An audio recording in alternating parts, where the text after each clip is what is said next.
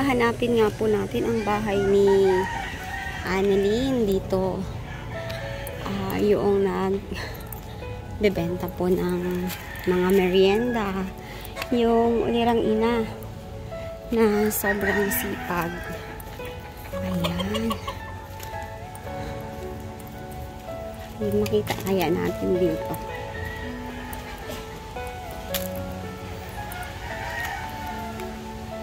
Naligaw na ako. Check natin dito. Baka dito. Ayan, medyo electric ang daan.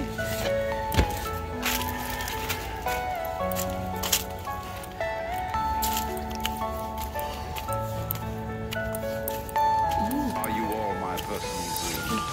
Ano pa dito?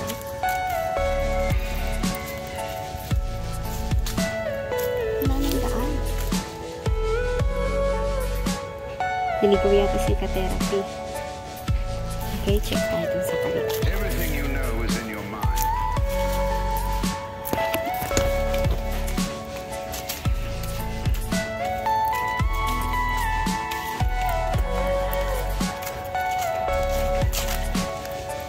Nagsipang mga bako dito.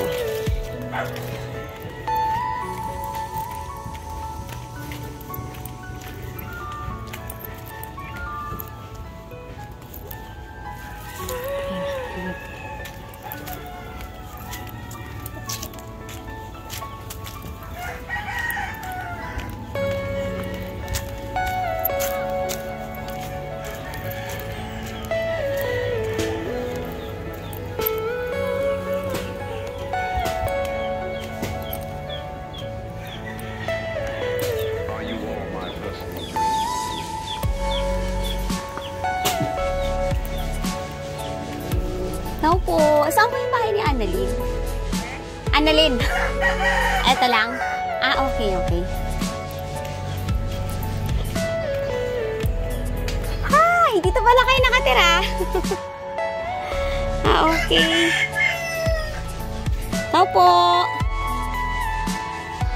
Hi! Dito ka pala nakatira. Hello po. Wow.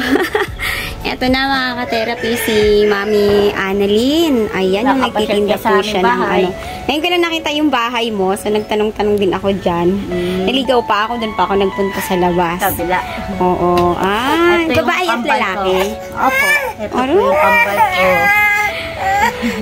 Parang ano parang malayo yung hawig nilang dalawa, no? Ay, bakit nag-iiyak? Gusto mong bilang muna ng biskwit? Bilang mo kayo muna ng biskwit. Bibit-bitin mo yan, dalawa? Hindi naman ito nagpapaiwan. Okay. Bilang mo muna sila ng ano, pagkain. Aroy, bakit umiiyak? Hala, ano sila eh. Grabe ang lakas ni Mami. Kambal. Paano po yan ipinanganak? Sa hospital ba? Ay, CS ka? Opo. Ay, talaga? CS po. Okay.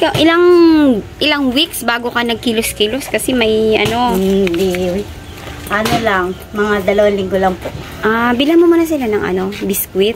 Mabilita tayo, biskwit. Ayan. Hintayin ko kayo. Bye. Okay, sige. Aroy, ang cute-cute naman. Ayun, tingnan natin sa tindahan. Bibili sila sa tindahan. Hintayin ko kayo.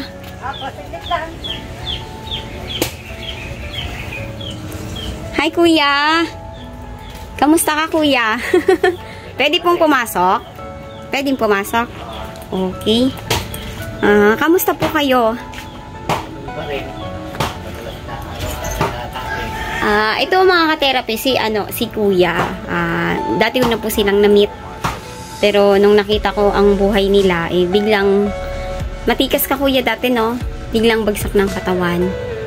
Okay, ano po kuya ang naging sakit niyo po? Sa puso. Sa buso. May... Ano yung mga ugat ng dugo ko. Ganon. Ano yung dugo ko, may uric acid din. Oo. Tapos high blood. Opo. Ayan din, nagagamot kayo ngayon. Oo. Tuloy-tuloy ang inuman niyo ng gamot. Minsan, meron pagkawala o ano ito. Okay. May upuan po ba kayo dito? Nakabulog. upuan. Aroy, ay ito po mga katerepe ang buhay nila. Ayan. Pero presko rin, maganda. Maganda rin ang hangin, no? Mapuno. So, nag-upo po kayo dito. Magkano po ang renta niyo po? Dalawa. Paano niyo po na survive ang inyo pong... Minsan, matagal bago ka pa makapagbayad pagka Ay, talaga? Pero paglipat nyo, kailangan 4K, may down payment. Hindi. Trophy lang naman may down payment una. Kasi mostly sa iba, 1 month advance, 1 month deposit.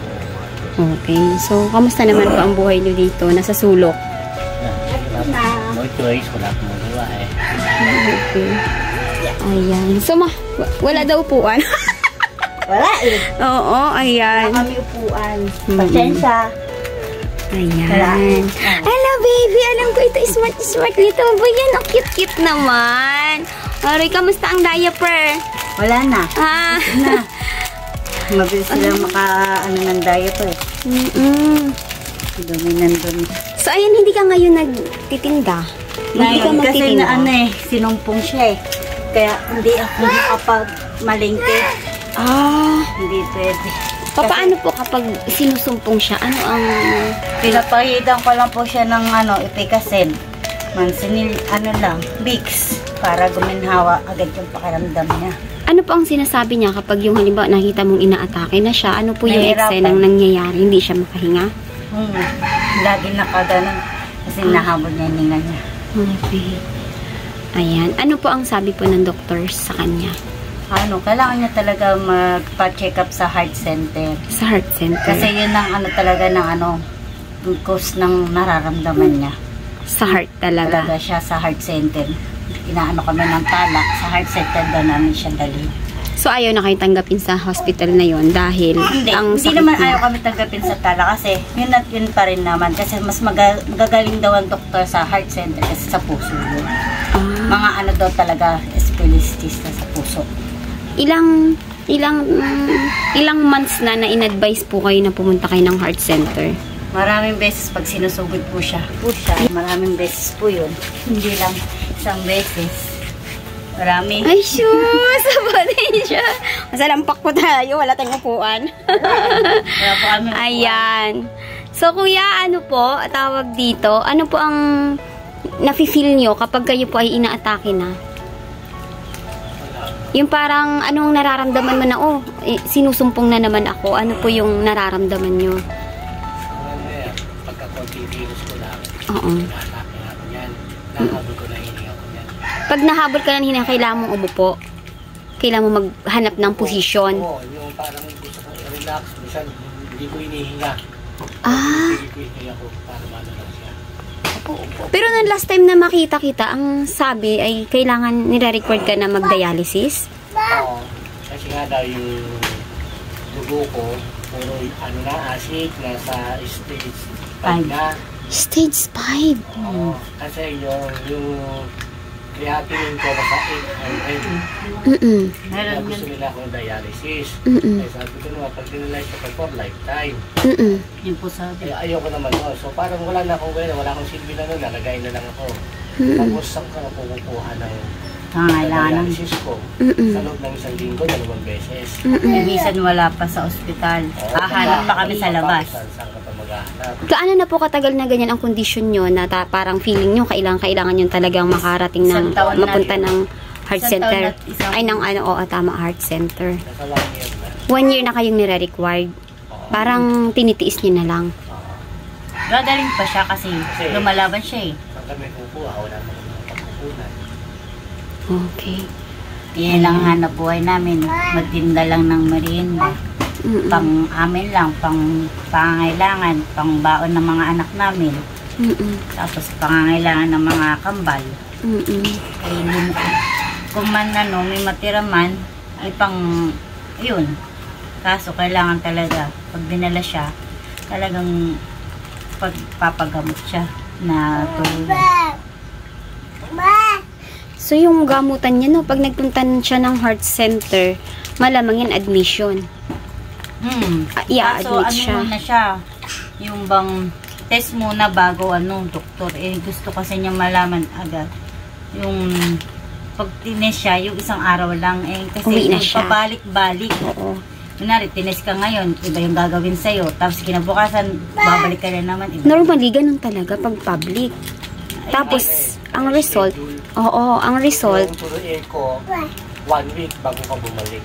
oo. Pabalot-balot. Ang post kung 1 week na yun, ilang beses babalik. Tapos inatake siya.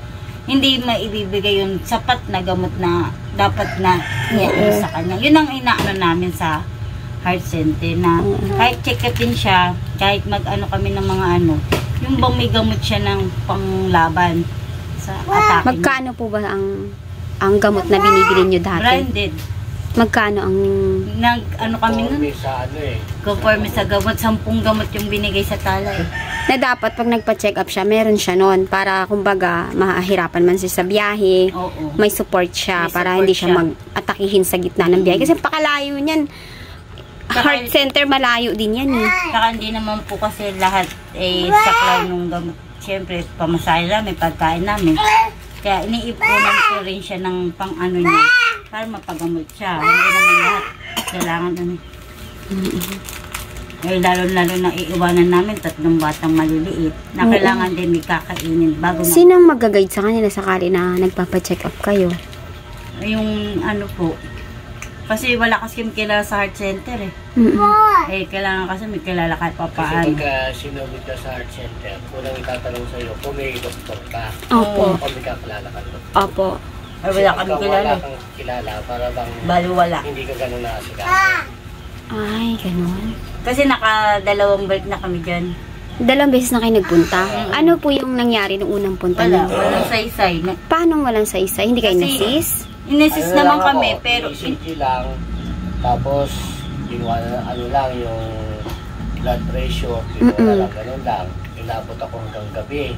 madaling Tapos araw. walang nangyari. Madaling araw kayo nagpa-check up. Hindi, Tapos, hapon, tapos hanggang kinabukasan. Tapos alas 10 pa ng gabi ko na nalaman, nagsalita na ako bago sila ako nilapitan. Tapos binigyan lang ako ng reseta lang. Tapos nung bumalik ako ulit doon, noon kinunan ako ng dugo. Opo. 2 beses, tapos ECG, tapos yung blood pressure. Mm-mm. Ang kinunan sa akin. Tapos wala nun, hanggang sa umuwi na lang din ako noon. Pero sinagot naman yun ni Congressman Dinasisi. Oo, yung check up niyo, lumapit kayo sa mayor. Kay Congressman. Congressman. Opo, lumapit kami. Lahat yun, sinagot niya po. Yung check-up niya, tsaka yung mga inano sa kanya. Umabot po ng kulang-kulang ng 7,000. Kaso nagkaroon pa kami ng utang sa heart center. May balance pa po kami. Ay, may balance pa kayo doon. May balance pa po kami ng 660. Pagka hindi nabayaran daw yun, kumbaga sa ano, Hindi mo na kayo babalik doon. tutubo pa. Ay, nagkaka-interest pa yon. Oo. Kasi hindi naman daw siya public eh. Private siya. Pero sa tingin niyo po, ano po ang the best na magiging ni Kuya? Ano po ang magiging best sa kanya na para maka-recover siya dyan? Ano ang dapat? General check. Paano po ang nun doon pa rin sa heart center? Hindi, pwede naman sa ibang hospital, basta yung mayroong mga cardio. Magkano daw po ang kakailanganin niyo doon? Kasi, Halimbawa, mag-general. Kasi pumunta kami conforme sa ng yung doktor. papano ng doktor ng Kasi cardio. dito lang, sa Caloocan, sa North Caloocan dito, private yan. Opo. So, ang check-up niyan is 1.5. 1.5 agad check up pa lang? Yun. Sa Oo. doktor lang. Wala pa yung mga Gamot. na yan sa'yo. Wala pa yung Wala gagawin pa siya. yung mga gagawin sa'yo. Wala pa yun. Tapos Okay. hindi sila tumatanggap ng Guarantee letter. guarantee letter. Oo. Mga galing sa mga congressman, kung sino man tutulong sa'yo, hindi sila Meron tumatanggap. naman sa may Skyline, Mas mahal may yun. bayad Private din, yun. din yun. May bayad ang doktor. Opo. So, nasa 1,500 500. 1.5 din. ang check-up. Check up. din. Pero tumatanggap sila ng guarantee letter. Maliban lang sa... Mas gusto nyo ang Skyline kasi may guaranteed letter Pareho silang. Kasi silang merong cardio. Yung nagkaka-doktor sa kanila, sa center din dumuluti. So wala pong binigay na idea sa inyo kung magkano ang kakailanganin niyo para sa general Wala pa check-up? naman. Wala po. Kasi ang kailangan lang namin magpa-check up muna ako sa kanila. So, kailangan ko ng pera para Opo. pagpahit sa doktor. So, para malaman ko kung anong check up ang gagawin sa akin. Okay. At saka yung bibigay sa akin, para magpa-check up ako, para ma-code kung magkano lahat ang gagastusin. So ibig sabihin wala pa kayo dun sa simula. Wala Wala pa kayo. pa. Dapat ang simula nyo pa-check up muna para Malaman namin kung ito, the echo, ECG. kung ano ang dapat na laboratory Opo, sa inyo. Tapos, Okay. Pupututin lahat yun. Okay. Yun pala. Kaya ito na lang. Nag-stay muna dito dahil wala namang pera. opo. Kasi syempre, iniiskaso pa po namin mga bata. Ibig sabihin kung si kuya ay maging okay na siya, dalawa na kayong pwedeng mag-partner Opo. sa hanap buhay. Opo. Kasi ngayon ikaw lang. Kahit pa paano kayo nakakapagluto ka? Siya po nagluluto. Luto ako, nakaupo lang ako. Nakaupo ka. Hindi madalian, kailangan, lang, magagaang lang, kasi pag mabibigat, hindi siya pwede nun. Kasi yung sa akin, pag naligo ako, o magtutukas ako, inaatake ako. Ay, Kaya kung minsan maligo ako napakatagal. Bibihira pa ako makaligo kasi nailano ko yung sarili ko yung kung kaya ba ng katawan ko. Ganun. ibig sabihin pag nakamove ka ng medyo mabilis-bilis, nararamdaman mo na agad na parang mag-aano ka ng paghinga. Oo. Nahihirapan ka na kaagad. Kaya minsan pag maligo, nakaupo, sulong. Oo. Inaabot ko lang yung ako. Nagpapalagay siya ng ipikasin, ng Vicks, para mabilis kuminhawa yung pakaramdam niya. So, dapat talaga sa kanya pala, agarang ma-check. Para lang malaman kung talagang saan gagaling yung ano niya. Kasi ang naitaga ng doktor, yung huling dinala ako ng December 28 Opo. Okay. ng 2023, Opo. ang sabi talaga sa akin is i-dialysis. Dialysis agad. Di ba wala pa kamong general hindi, na Hindi, ano? laboratory kasi yung dugo ko eh.